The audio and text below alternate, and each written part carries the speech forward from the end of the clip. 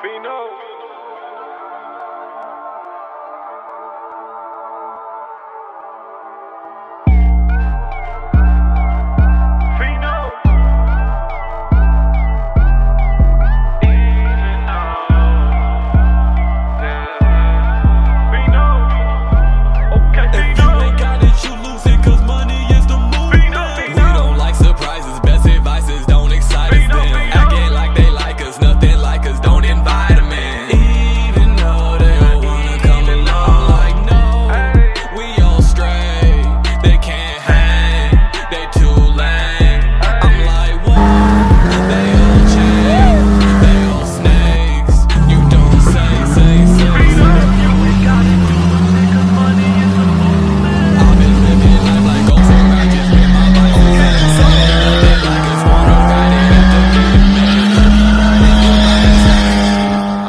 Thornberry. I'm Terry Fisher.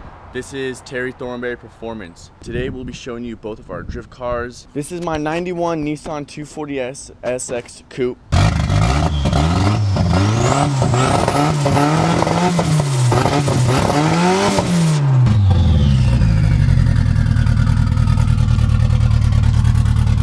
The car drives. Now we go and make the car look pretty. It was gray, already sitting on Megan coilovers, and the motor was a CA18 DET.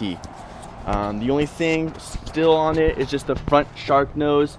We've just done some just high eyes with just the pods. The over fenders, as far as for the fronts, B&N reps, but these are my backups. You'll be seeing them on a lot of our little builds and stuff like that. It's just to signify, you know, who we are and what our little team is. And then as far as the rear goes, it's just a rear battery relocate with a circuit amp fuse breaker, and I just have a Walbro 255 fuel pump in there. All the metal fuses, fuse panels are all made by us. Same thing for the gauges and stuff. That's AFR, that's gonna be boost gauge, that's gonna be oil pressure, and that's water temperature. Little JDM tack. And then I have a DND quick release with a little bit of a extension to bring me in closer to my seat. As well, I have a Circuit Sport short shifter, and then just my high brake. Like I mentioned, this is just a direct inline right into my rear caliper. It usually came with the CA18 DET in it, fully forged. The motor, the engine setup, the management, is just a Jim Wolf ECU C32 MAP and RX-7 470cc injectors with an ISR tension rod, Villains angle kit, which is just their lower control arm, maximum tie rod, and just a little bit running with the Megan suspensions. For the brakes, it's just a Z32 rear caliper drilled out to the 4x114, and they are directly with my hydro. I do not have them tapped in with my lines. I went and got stainless steel brake lines, and I have them routed to my hydraulic handle, to my hydro e-brake. And next we'll be going over to the twin car. So this is set up in as far as hibernation mode.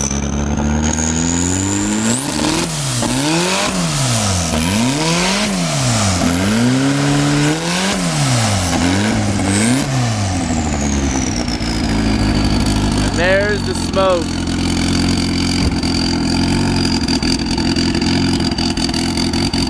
This motor has line flywheel and a line pulley, so the RPMs do shoot up kind of quick.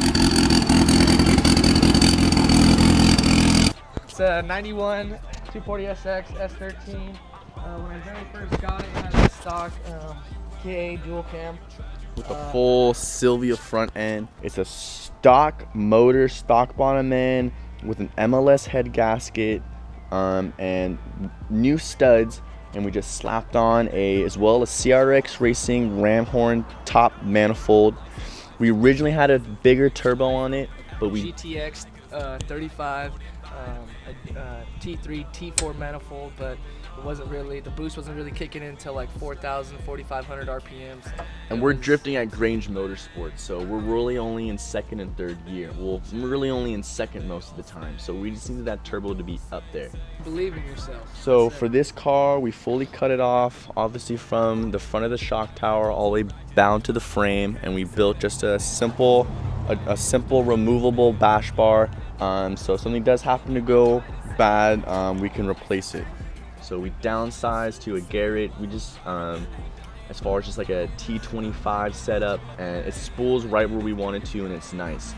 And flash DCU with 550cc injectors, and the same thing, a Z32 MAF, and we just have an SFIC as far as fuel management program, just to see all of the throttle positioning and all the correct readings and whatnot. It has no windows, no sunroof. The car is pretty gutted. A Willwood hydro that we have tapped into our rear calipers, and then this is just AFR gauge, boost, and then this is going to be the water temperature. And that was the Apexi SFICI. Says better. But that's as far as what the front end goes. All the alignments as far as right now, they're all in-house.